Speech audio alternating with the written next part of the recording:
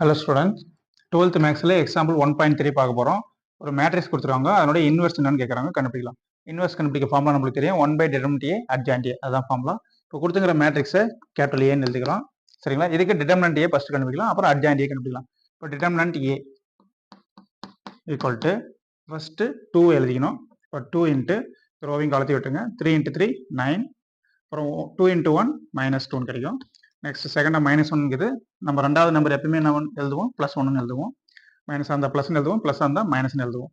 இந்த ரோவிங் காலத்தையும் விட்டுடலாம். -5 இன்ட்டு 3 -15 கிடைக்கும். -15 -3 இன்ட்டு 1 -3 வரும். இங்கே என்ன வரும், +3. நெக்ஸ்ட் +3 இன்ட்டு ரோவிங் காலத்தை விட்டுடலாம். -5 இன்ட்டு 2 10 -10 கிடைக்கும். -10 நெக்ஸ்ட் -3 இன்ட்டு 3 -9 வரும். இப்போ நம்ம என்ன எழுதுவோம், இங்கே +9 எழுதுவோம். சரிங்களா? இப்போ இதை சால்வ் பண்ணலாம். இப்போ 2 இன்ட்டு 9 - 2 7 ப்ளஸ் 1 இன்ட்டு -15 ப்ளஸ் 3 -12 கிடைக்கும். Plus 3 into -10 plus 9 -1. Next 2 into 7 14. Next 1 into -12 -12. 3 into -1 -3 வரும். Equal to 14 -12 -3 -15. 14 -15 என்ன கிடைக்கும், நம்மளுக்கு -1 கிடைக்கும். இது வந்து நாட் ஈக்குவல் டு 0 தான். இப்போ நாட் ஈக்குவல் டு 0 வந்துச்சுன்னா இது வந்து என்னது, நான் சிங்குலர் மேட்ரிக்ஸ் சொல்லுவோம். இப்போ A is நான் சிங்குலர். therefore A is நான் சிங்குலர். இப்போ நான் சிங்குலர்னா A இன்வெர்ஸ் வந்து எக்ஸிஸ்ட் ஆகும். சரி, இப்போ -1 இருக்கு, அது அப்படியே கிட்டும். அடுத்தது அட்ஜாயிண்ட் A கண்டுபிடிக்கலாம். இப்போ அட்ஜாயிண்ட் ஏன்னா கோஃபேக்டர் கண்டுபிடிச்சு டிரான்ஸ்போஸ் எடுக்கணும், கண்டுபிடிக்கலாம். அதில் கோஃபேக்டர் கண்டுபிடிக்கலாம். கொஞ்சம் ஈஸி தான், கொஞ்சம் ஸ்டெப்ஸ் கம்மியாகவே எழுதுறோம். 2க்கு தான் கோஃபேக்டர் கண்டுபிடிக்கும். இந்த ரோவிங் காலத்தையும் விட்டுருங்க, இதே மல்டி பண்ணுங்க. 3 இன்ட்டு 3 என்ன வரும், 9. Next 2 into 1 -2.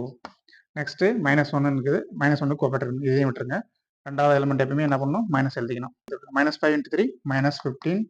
ஒரு -3 இன்ட்டு 1 -3 வரும். இப்போ என்னன்னா +3 எழுதுவோம்.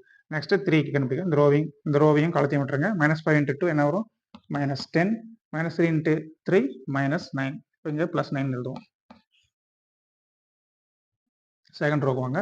-5 கண்டுபிடிக்கும். ரோவிங் காலத்தை விட்டுடலாம். -1 இன்ட்டு 3 வெளியே ஒரு மைனஸ் போடுவோம். -3 இன்ட்டு 2 இன்ட்டு 3 -6. நெக்ஸ்ட் 3 கண்டுபிடிக்கலாம். ரோவிங் காலத்தை விடலாம். 2 இன்ட்டு 3 6. -3 இன்ட்டு 3 -9 வரும், +9. நெக்ஸ்ட் இந்த எலிமெண்ட்டுக்கு வெளியே ஒரு மைனஸ் போட்டுக்கணும். இந்த ரோவிங் காலத்தையும் விட்டுடலாம். 2 இன்ட்டு 2 4. நெக்ஸ்ட் -3 இன்ட்டு -1 +3 வரும். இங்கே என்ன எழுதுவோம், -3 எழுதுவோம். ஓகேங்களா? கடைசி ரோக்கு வரீங்க. -3 கண்டுபிடிக்கும். இந்த ரோவிங் காலத்தையும் விட்டுருங்க. -1 into 1 -1. Next 3 into 3 9 -9.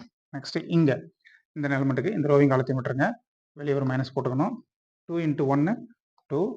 -3 into -5 into 3 -15 வரும். அப்போ வரும் +15. நெக்ஸ்ட் 3க்கு ரோவிங் காலத்தை விட்டுருங்க. 2 இன்ட்டு 3 6. -5 இன்ட்டு -1 +5 வரும். என்ன வரும், -5 வரும். சரிங்களா? எழுதிட்டோம். பவரில் என்ன பண்ணுறோம், ஒரு டீன் போடுறோம். அப்போ தான் டிரான்ஸ்போஸ் கண்டுபிடிக்கிறதுக்காக டி. அட்ஜாயிண்ட் தான் எழுதிருக்கோம். கோஆப்ரேட்டர் கண்டுபிடிச்சி பவரில் டி டிரான்ஸ்போஸ் கண்டுபிடிக்கணும். இப்போ 9 - 2 தெரியும் உங்களுக்கு, 7. -15 +3 -12 வரும். வெளியே ஒரு மைனஸ் இருக்கு. இப்போ என்ன வரும், +12. -10 +9 -1. அப்புறம் -3 -6 -9 வெளியே ஒரு மைனஸ் +9. 6 + 9 15. 4 - 3 1 வெளியே -1. அப்புறம் -1 -9 -10. அப்புறம் 15 + 2 17 வெளியே ஒரு மைனஸ் இருக்குது, -17. 6 - 5 1. சரிங்களா? பவரில் என்னது, டி. Adjoint A. இப்போ கோஆப்ரேட்டர் கண்டுபிடிச்சிட்டோம், பவரில் டி இருக்கு. இதை டிரான்ஸ்போஸ் பண்ணி எழுதுங்க. டிரான்ஸ்போஸ் பண்ணி எழுதுனீங்கன்னா 7 12 -1 இருக்குது. இதுதான் ஃபர்ஸ்ட் ரோ இருக்குது. அந்த ஃபர்ஸ்ட் காலம் எழுதுங்க. 7 12 -1. செகண்ட் ரோவை செகண்ட் காலம் எழுதுங்க. 9 15 -1 9 15 -1. நெக்ஸ்ட் தேர்ட் ரோ -10 -17 1 இருக்குது. அதை தேர்ட் காலம் எழுதுங்க. -10 -17 1. ஓகேங்களா? டிரான்ஸ்போஸ் பண்ணி எழுதிட்டோம். ஸோ இதான் வந்து என்னது, அட்ஜாயிண்ட் ஏ. ஏ இன்வெர்ஸ் கண்டுபிடிக்க formula 1/determinant A adjoint A. இதான் ஃபார்முலா ஏ இன்வெர்ஸ் கண்டுபிடிக்கிறதுக்கு.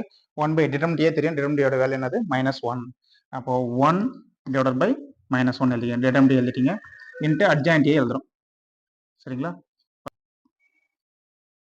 இங்க அட்ஜாயிண்ட் A எழுதுறோம். அட்ஜாயிண்ட் A இப்போ தான் கண்டுபிடிச்சோம். 7 9 -10. நெக்ஸ்ட் 12 15 -17. நெக்ஸ்ட் -1 -1 1. ஓகேங்களா? எழுதிட்டோம். இப்போ இங்கே 1/-1 கிட்ட இந்த -1 மட்டும் உள்ள மல்டி பண்ணுங்க, அவ்வளோதான் ஆன்சர். ஸோ -1 உள்ள மல்டி பண்ணிங்கன்னா 7 இருக்குது, -1 மல்டி பண்ணிங்கன்னா -7, அப்புறம் -9, அப்புறம் இங்கே என்ன வரும் 10ன்னு கிடைக்கும். அப்புறம் -12, -15, இங்கே +17 வந்துடும். இங்கே +1, +1, -1 கிடைக்கும். இதான் வந்து A இன்வர்ஸ். சரிங்களா? ரொம்ப ஈஸியான சம் தான், ஞாபகம் வச்சுங்க. A இன்வர்ஸ்னா 1/determinant A adjoint A formula கண்டுபிடிக்கணும். டிட்டர்மினன்ட் A கண்டுபிடிங்க, அப்போ தான் நான் சிங்குலரான்னு தெரியும். ஆர்டிகல் 0ன்னு வந்தால் தான் நான் சிங்குலர் A இன்வர்ஸ் கண்டுபிடிக்க முடியும். சரிங்களா? அடுத்து adjoint A கண்டுபிடிக்கணும். கோஃபேக்டர் கண்டுபிடிச்சிட்டு ட்ரான்ஸ்போஸ் பண்ணுங்க, அதுதான் adjoint A. அப்புறம் A இன்வர்ஸ் ஃபார்முலா அப்ளை பண்ணுங்க. That's all students.